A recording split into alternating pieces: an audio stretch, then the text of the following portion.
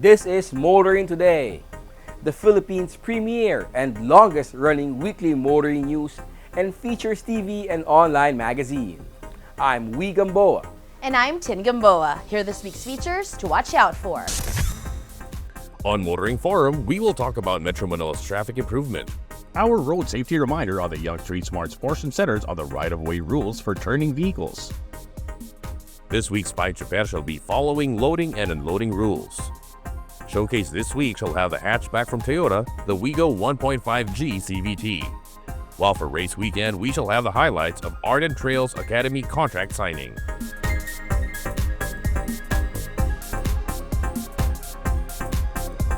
All these plus the latest news in transportation and traffic management, as well as developments in the automotive industry, are in this week's episode of Motoring Today.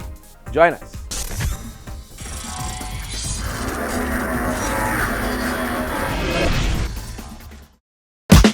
I've been coming up hot for a minute. Everybody know the drop when I'm in it. Yeah, I go so yo. Everybody know I'm on it. You know when the click through to the system is about to be a slow big ride.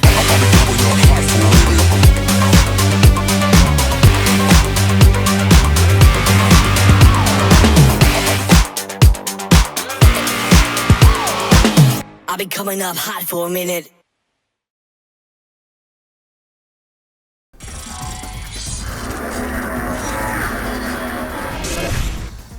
Welcome back to Motoring Today. Here now are the latest news and developments in the country's transportation and traffic management.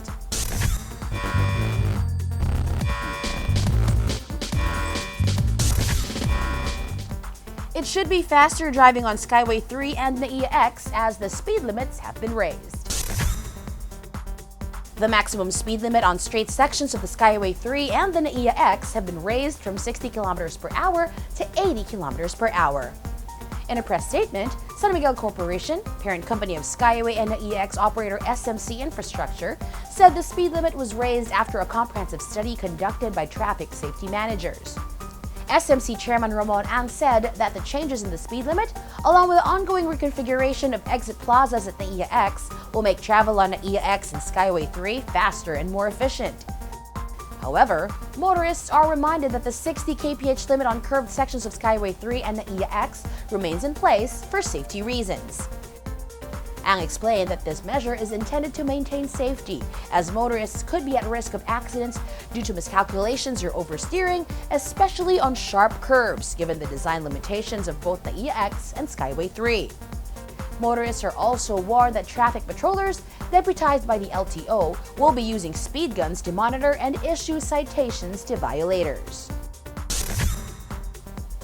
Here's hoping motorists will observe the speed limits to make the elevated tollways safe for all.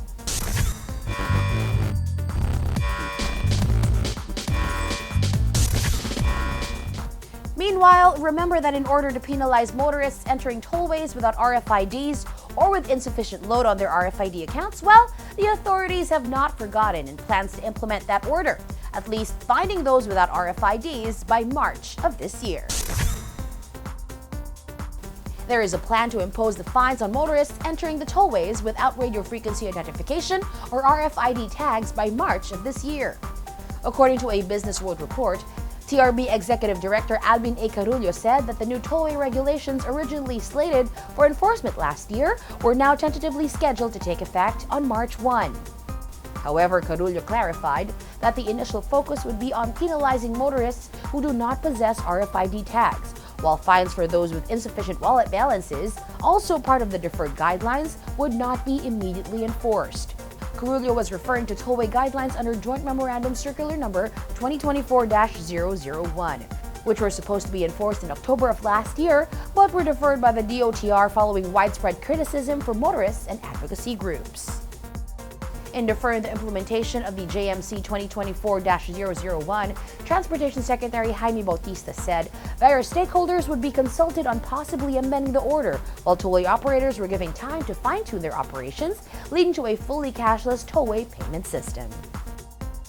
The implementation of the penalties, not the whole program of cashless expressways under the Joint Memorandum Circular 2024-001. We are collating inputs from recent consultation meetings with various tollway stakeholders, including information and profile of violators. No? This information will be used to make any amendments to the joint memorandum circular. To be sure, motorists who regularly use expressways are not opposed to a purely cashless toll payment system and may even favor it. They only ask for such a system to be efficient, fair, and not be a black hole for missing load.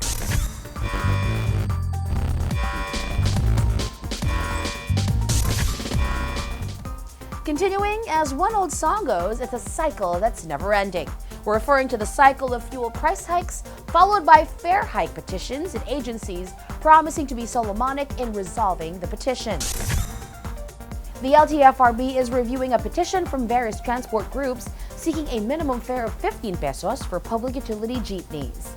In a statement posted on its official Facebook page, LTFRB Chairman Teofilo Guadas III said the agency acknowledges the difficulties faced by drivers and operators due to escalating fuel prices and the rising cost of living. He added that while the LTFRB is committed to ensuring that their livelihood is sustainable, it must also balance this with the welfare of commuters who are equally affected by the current economic conditions. The LTFRB chief stated that the agency is conducting a thorough review of the petition and will take into account all pertinent factors, including fuel price trends, inflation rates, and the overall economic effects on the riding public. He assured all stakeholders that it would hold public hearings and consultations to promote transparency and inclusiveness in the decision-making process to deliver solutions that are fair and equitable for both transport operators and commuters. Another old song goes, what goes up must come down. But can this be true for fuel prices and transport fares?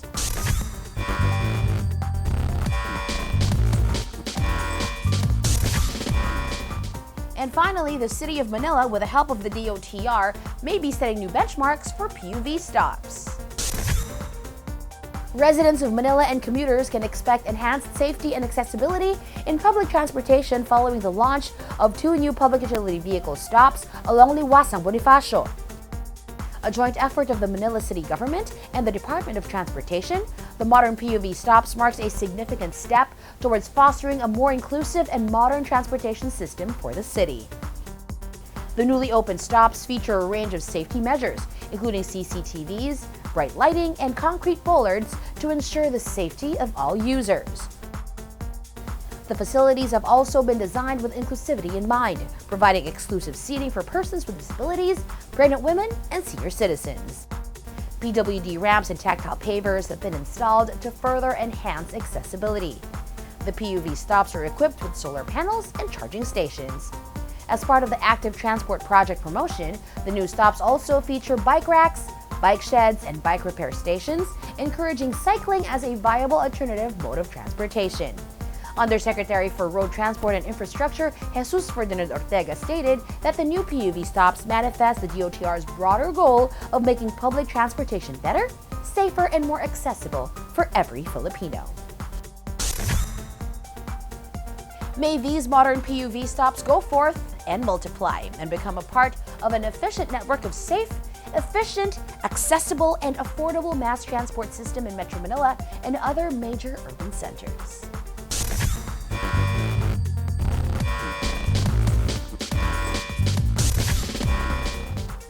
And those are the latest news and developments in transportation and traffic management. Coming up next is Motoring Forum.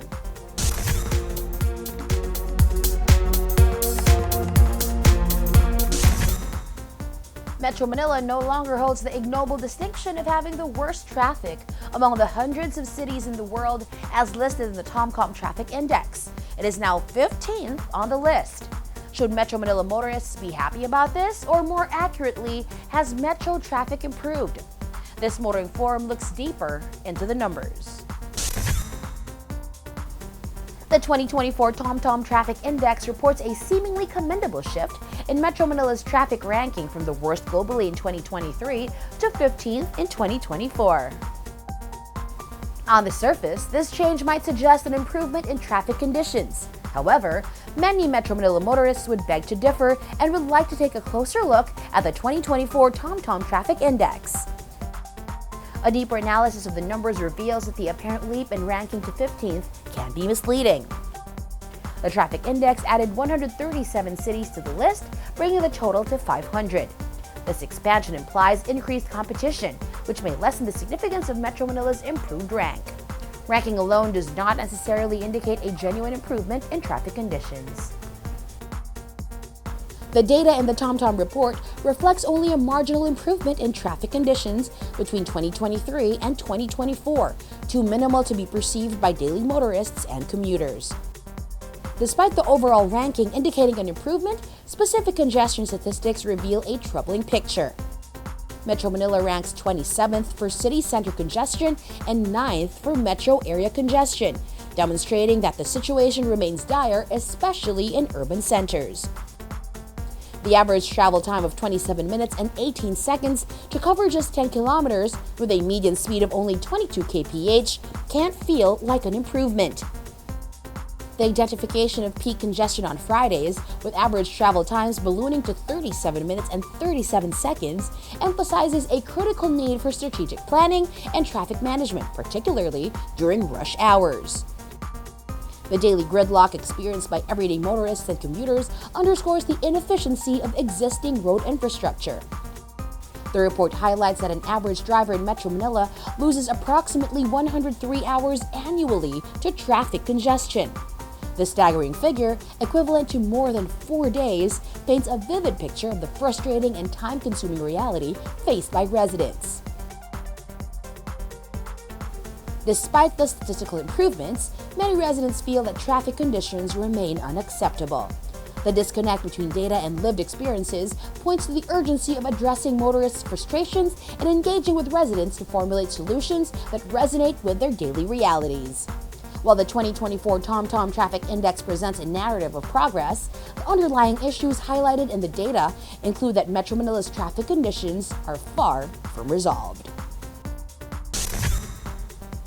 The movement from the top of the worst traffic rankings to a lower placement might seem like a positive change. Still, it is all the more imperative to recognize the realities behind the numbers. We must advocate for more substantial improvements in the infrastructure, public transport, and urban planning to ensure that future generations can navigate their cities with efficiency and ease.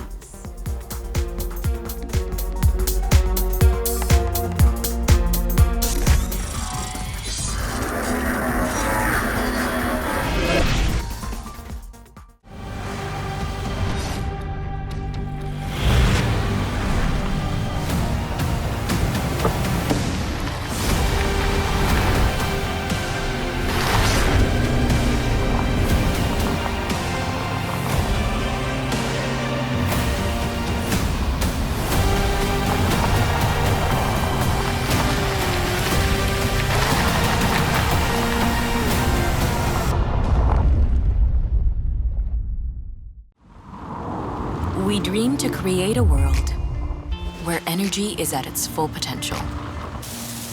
Powerful, yet peaceful.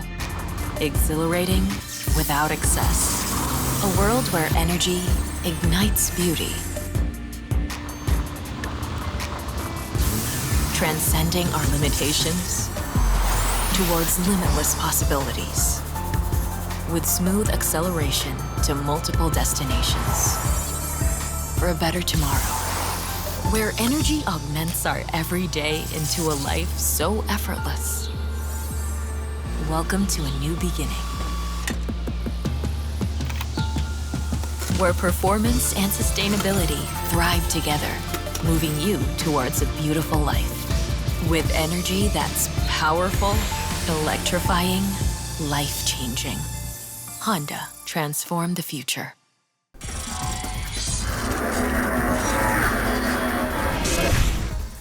Today's cars are getting smarter and safer. Still, the young need to be reminded now and then about how to be smart and safe on the road. Here's our Young Street Smart segment with a road safety reminder from Toyota Motor Philippines.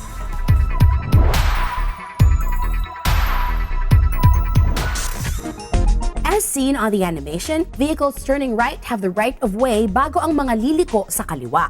Always be patient, lalo na kung ikaw ay nasa intersection para maiwasan ang aksidente.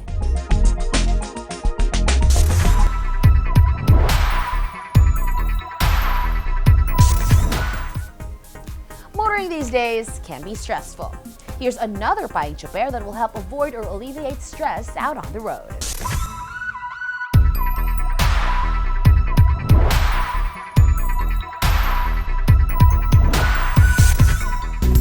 Payong Choper lang, kaibigan.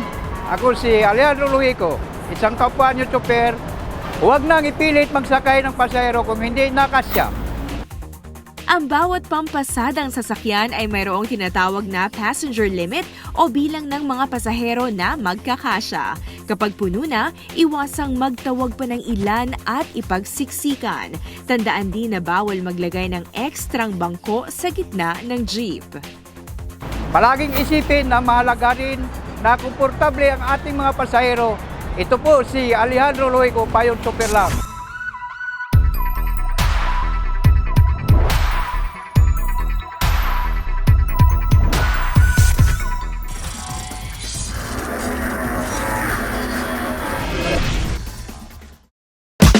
I've been coming up hot for a minute.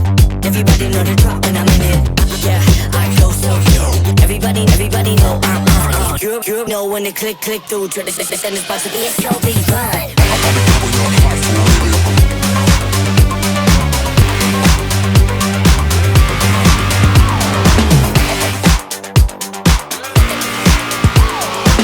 I've been coming up hot for a minute.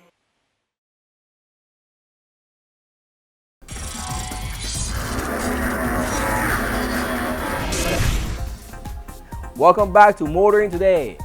World of Motorsports is next.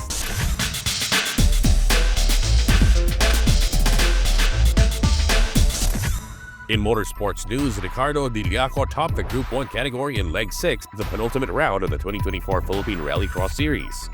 In the category, Diliaco turned in the quickest cumulative time from 2 of 3 timed runs around the Rallycross track at the CDS Off-Road Playground at the Arden Botanical Estates in Cavite. Second quickest in the same category was JP Polintan, while Kaloy Kalika was third. Diliaco also ruled the Group 4 competition, besting Paul Santos, the only other contender in the category. Louis Camacho was the other multi-class winner in the penultimate round of the 2024 Rallycross Series, topping Groups 2 and 3 as well as the pickup and UV categories. In Group 2, Paul Santos was second quickest and JP Polintan third. Ricardo Diliaco and Paul Santos came in second and third respectively in Group 3. DJ De Guzman and Aventongo were the other challengers in the UV class, coming in second and third in that order. 4 competed in the pickup class, with Aventongo turning in the second quickest time behind Camacho, while Frank Melior was third quickest in the category.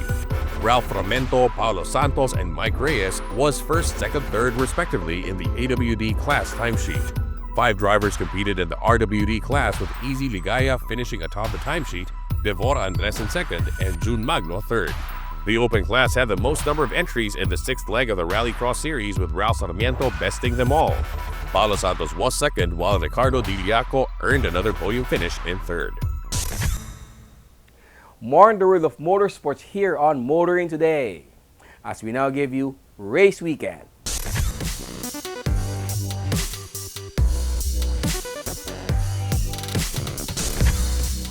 Last month, Arden Trails Academy and its partners signed the contract and announced plans to establish the largest off-road motorsports facility down south at the Arden Botanical Estates in Tanza, Cavite.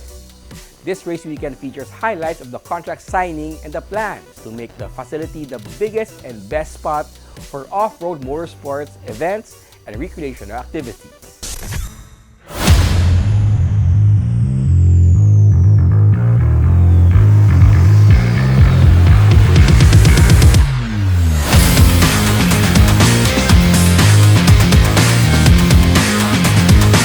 We are here now at the Arden Cafe because we've just officially launched the Arden Trails Academy.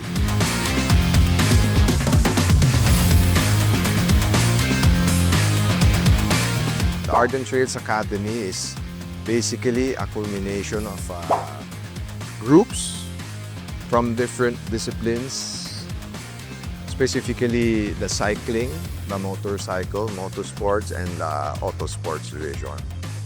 Each corresponding group represents a discipline.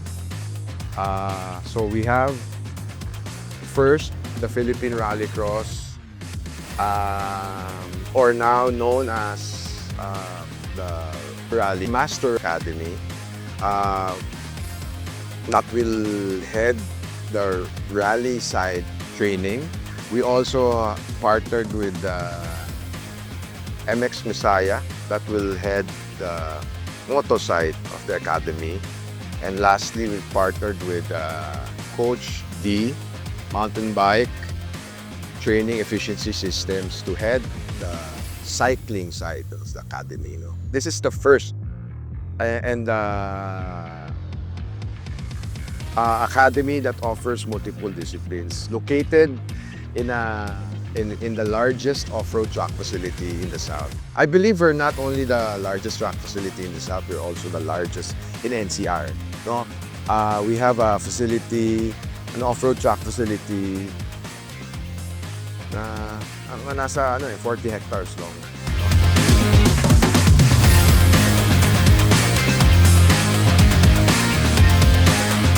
The Rally Masters Academy is a permanent facility to help encourage young drivers who are interested in rally and rallycross to be trained to the level of competition that they would expect. What we mean by that is we have a course for beginners up to the expert level. The expert level will be on a one-to-one basis, one driver, one instructor, one whole day, things like that. So we will cater from the beginner to be close to expert level. We are very happy to be partners with Arden Botanical Gardens with our Rally Master Academy. We are very blessed that we've been given a very beautiful venue, where we can create a safe environment so we can teach newbies and even experienced drivers to learn more about the sport of driving on dirt, which is rally or rallycross. As far as the Philippine Rallycross and the Philippine Rally Championship goes, we are just happy to be friends with them. We're just here to create and give more opportunities to drivers who are fans of the sport of rally, and hoping that we can encourage these guys to finally join the Rallycross and the Rally Series.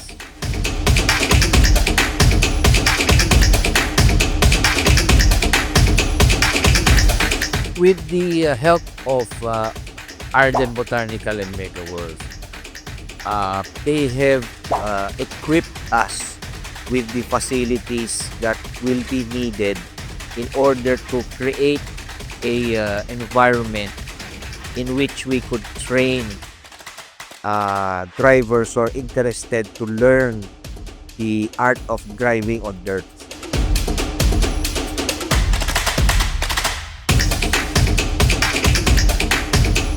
MMF Academy was established 2012 by the Tamayo brothers, spearheaded by Mr. Sam Tamayo. So we started by teaching kids by grassroots. We started at grassroots, like yung mga kids. We do weekend events like fun races, and we also teach them in how to ride the bike. That is up to now what we are doing in MMF Academy. We are teaching learn to ride motorcycles, off-road riding experience, and also we teach also the advanced. Actually, Sergio was part of the MMF Academy. Sergio was one of our students also. Back then, like 2016, together with his son, they enrolled at the MMF Academy, and already we see that passion from Cho and his son riding off-road. So they have an agreement, I think, with Ardens, and they want us to be involved.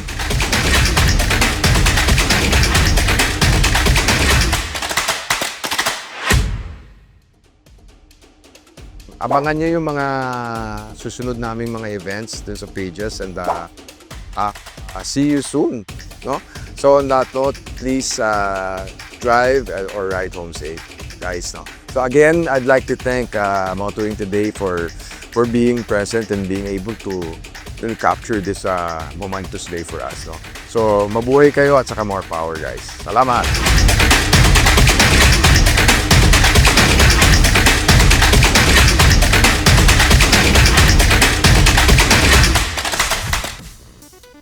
The year 2025 should be a great one for off-road motorsport enthusiasts as Ardent Trails Academy and its partners gear up to organize and host events and off-road race clinics at this very accessible facility just south of Metro Manila.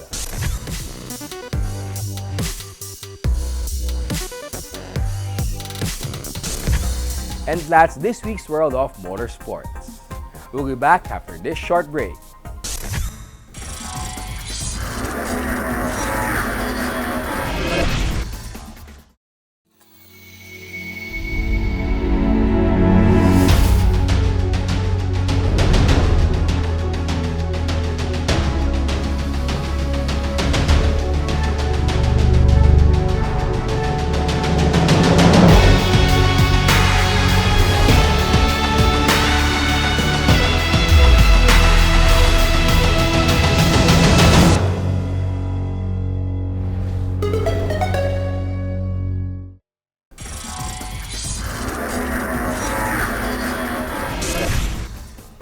Our Car of the Week is next on Showcase.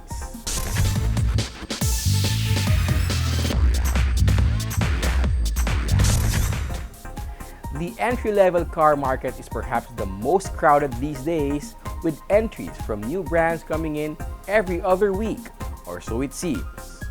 This showcase takes a look at what the old hands have to combat the newcomers like the Toyota and its Wigo.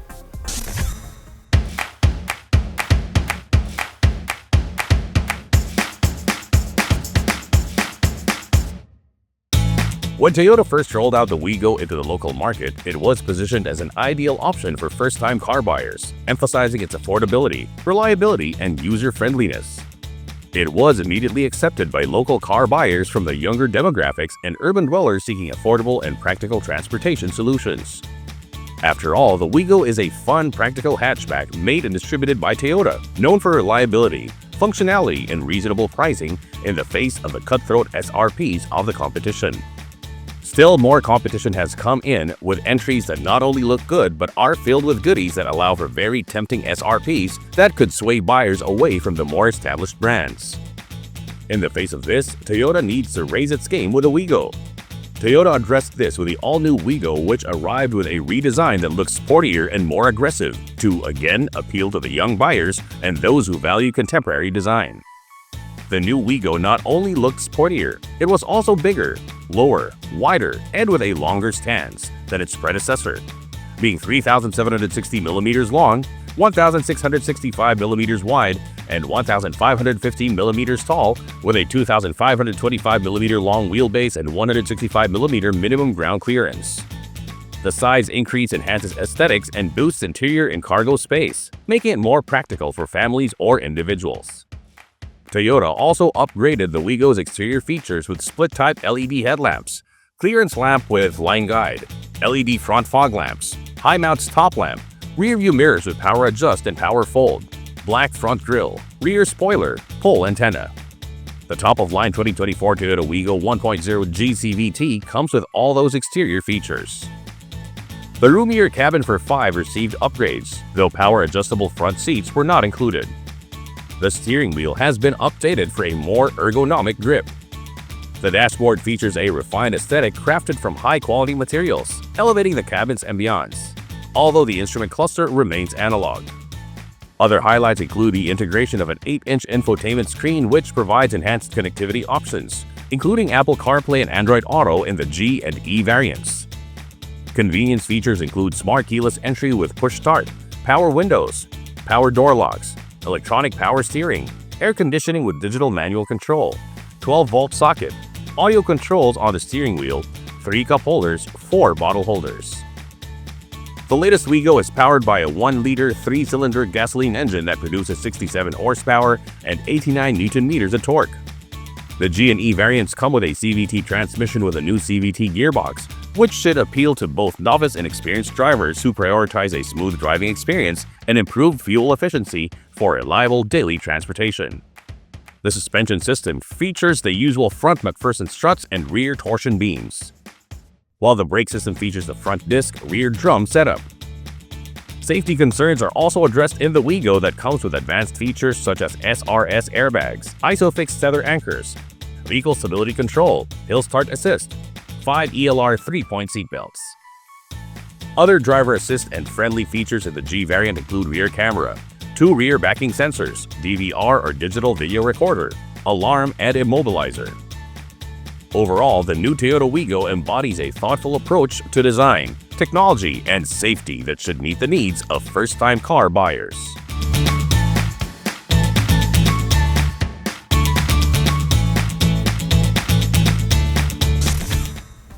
Toyota lists the all-new Wigo 1.0G CVT at 729,000 pesos. The question now for first-time buyers is, does it give it enough value for money to better compete in a market awash with cheaper options?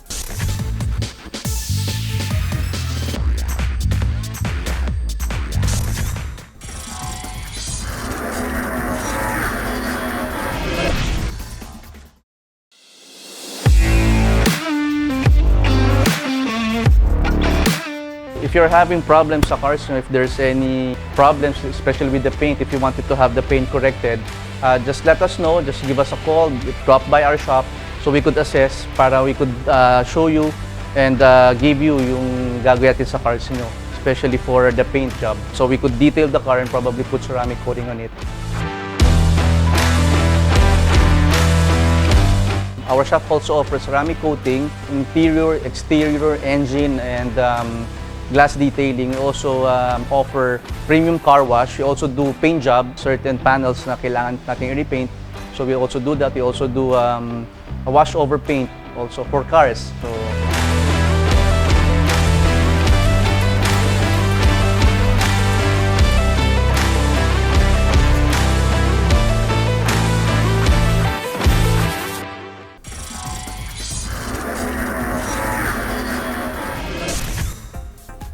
Welcome back to Motoring Today. The auto industry takes center stage.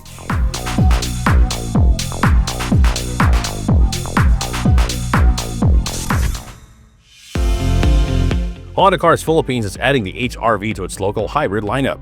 During its annual media Thanksgiving party, Honda gave motoring journalists a preview of the facelifted HR-V that it will soon make available in the market, including the top-of-the-line hybrid variant. Today is a Media Thanksgiving Day. We announced the new HR-V MMC. According to Honda, the 2025 Honda HR-V RS eHEV will be powered by a 1.5-liter naturally aspirated gasoline engine with an electric motor and driving the front wheels via an eCVT, generating a combined output of 131 horsepower and 253 Newton-meters of torque. All the other refreshed HR-V variants to be launched soon will be powered by a naturally aspirated 1.5-liter 4-cylinder iVTEC engine, generating 121 horsepower and 145 Newton-meters of torque. Honda executives also revealed other plans for the year. Within this year, we would like to open 4 dealerships as of today.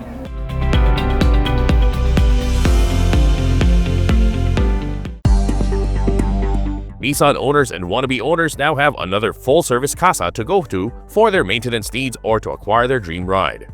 Managed by Synergy Auto Venture Corporation, Nissan Sukat features a 6-car display showroom and 11 service space consisting of 9 workshops and 2 diagnostic areas.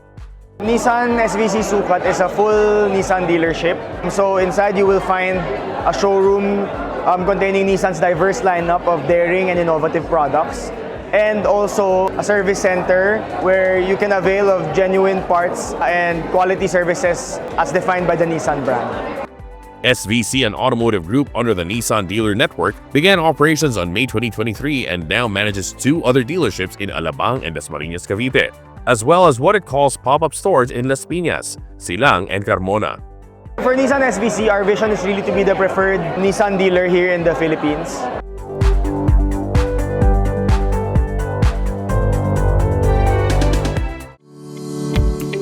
Hyundai Motor Philippines is looking to increase and connect with more of its customers east of Metro Manila with the opening of a new dealership in Marikina. Hyundai Marikina marks the start of a partnership with K Cars Incorporated. I'm very happy to be here to celebrate the inauguration of Hyundai Marikina. We are opening our new year with our new dealer inauguration with the Hyundai Marikina. I heard that the Blera Group has a long experience in automotive, almost 40 years. I strongly believe that we can provide a good service to the customers and we will grow together. The Hyundai Marikina dealership spans 4,405 square meters with a showroom that can accommodate 4 vehicles and a service area with 9 service bays. We have complete service for the after sales. We can service even the old models until the existing models and the new models. Located at Lot 33, Block 30, Hill Fernando Avenue in Barangay Roque, the Hyundai Marikina showroom is open Monday to Saturday from 8 a.m. to 7 p.m., while the service center is open Monday to Saturday from 8 a.m. to 5 p.m. I'd like to invite everybody, please come visit us and see the exciting models of Hyundai and also our excellent service so we can serve you.